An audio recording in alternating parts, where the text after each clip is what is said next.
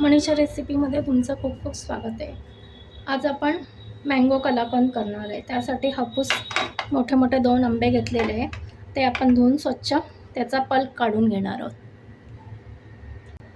आता आपण पॅनमध्ये दूध टाकणार आहोत. गॅस चालू केलेला आहे आणि 2 कप दूध घेणार आहोत. हे फुल फॅट दूध आहे. आपण 2 कप दूध घेतलं आणि ते आटवून घेणार.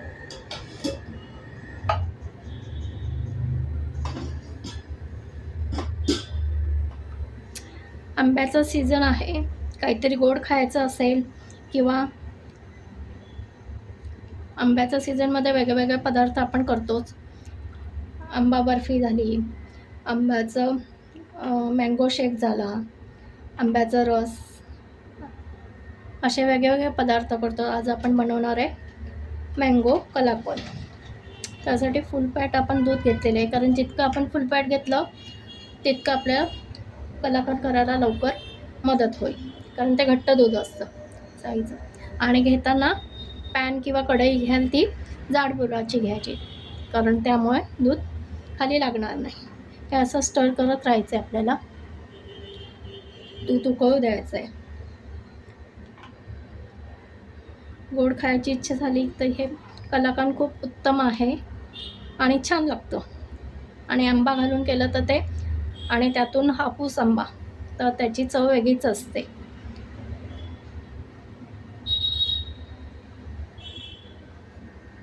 हे बघा, असं दूध आटलं की ह्या कड्या अशा साय असं बाजूला लागते, ती आपण त्यात आतमध्ये हळदून टाकायची आहे. त्यामुळे आपलं दूध लवकर घट्ट होतं.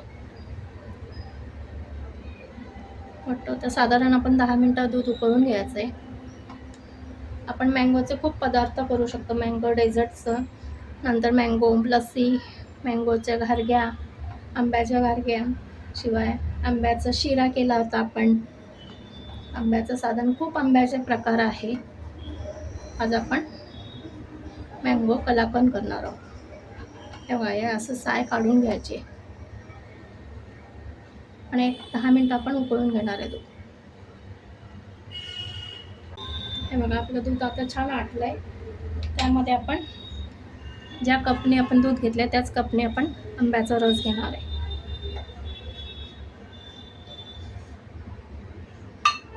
आणि एकत्र करून घ्यायचं आहे, मिक्स करून घ्यायचं आहे. गॅस थोडा बारीक करूया आपण, जोपर्यंत दूध मिक्स होत नाही तोपर्यंत दुधात आंब्याचा रस आणि छान मिक्स करून घ्यायचं आहे.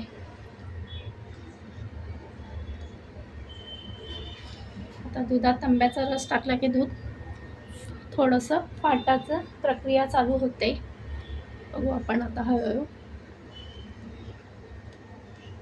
आणि जर नाही फाटलं तर आपण त्यात थोडा लिंबू पण पिळू शकतो, म्हणजे ते कलाकंदसारखं स्ट्रक्चर येईल.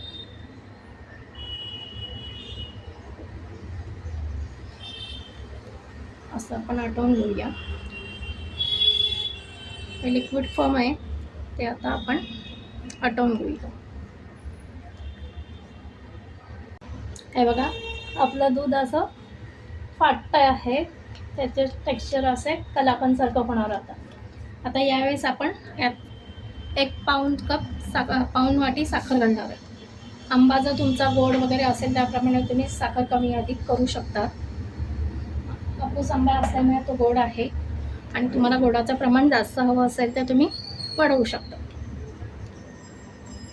आता हे साखर टाकल्यामुळे पुन्हा पाणी होईल आणि थोडंसं मिश्रण पातळ होईल.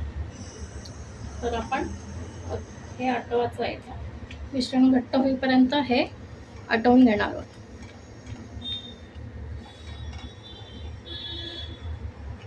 आता सतत ढवळत राहायचं आहे, नाही तर मग खाली लागण्याची शक्यता असते.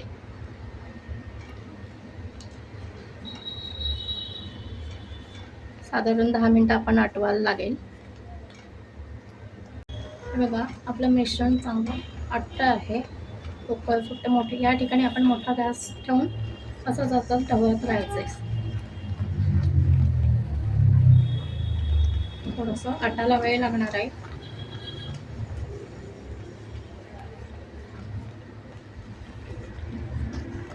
आता या ठिकाणी आपण वेलचीची पावडर टाकणार आहे, साखरेमध्ये घालून बारीक केलेली आहे.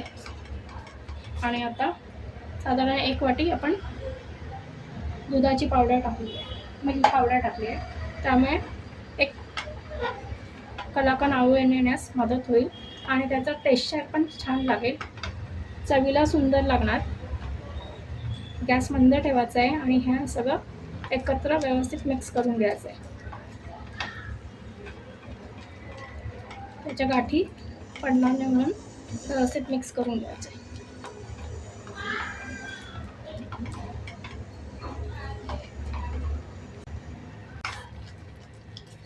हे बघा, अशा चांगल्या गाठी आपण मोडून घेणार आहोत मिल्क पावडरच्या.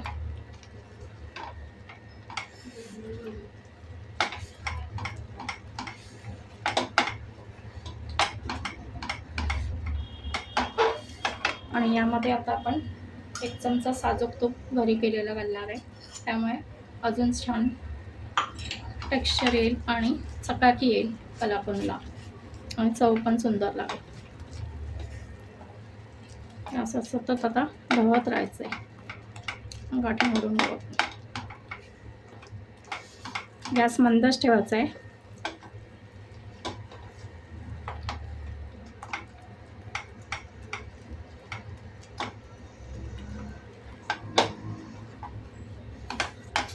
हे बघा, आपलं मिश्रण असं घट्टसर होऊन असं फॉर्ममध्ये यायला पाहिजे. या फॉर्ममध्ये म्हणजे गोळा होतोय त्याचा असा, म्हणजे आपलं मिश्रण झालं समजावं. आणि हे बघा, गोळी होते का आपण चेक करूया.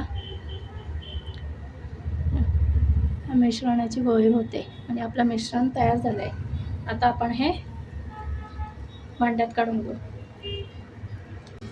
आपण छान मावा घेतलेला आहे आणि तो असं छान परतून घेतलेला आहे. कंडरवा टेक्स्चर येण्यासाठी आपण थोडासा मावा त्यात ॲड करणार आहे. चांगला परतून घेतला आहे आपण.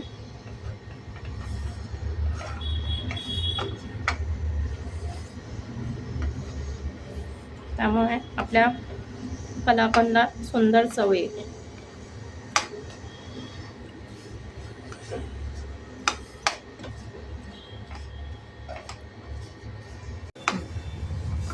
हे बघा, आपण माव्यामध्ये हे मिश्रण मिक्स केलेलं आहे, आंब्याचं पल्प, आणि तो छान परत परतून घेऊया.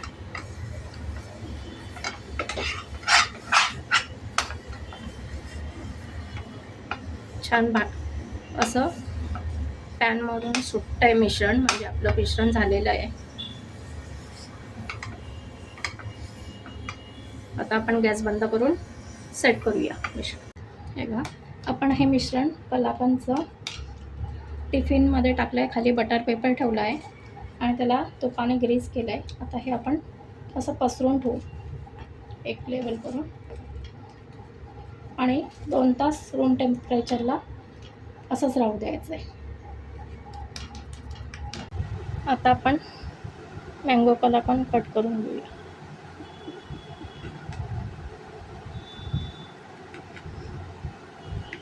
कसं छान झालेलं आहे टेक्स्चर त्याचं.